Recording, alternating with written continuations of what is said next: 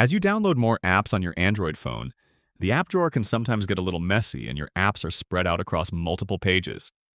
You can always move and organize apps one by one, but if you have a lot of apps installed, that's not an ideal way to organize things. These three dots on the bottom search bar are your best friend when it comes to organizing your apps, and there's a few different things you can do. You can either change the sorting to an alphabetical order, which replaces those separated pages with one long alphabetical list of all your apps. If you prefer to keep a custom order, you can use the quick cleanup tool.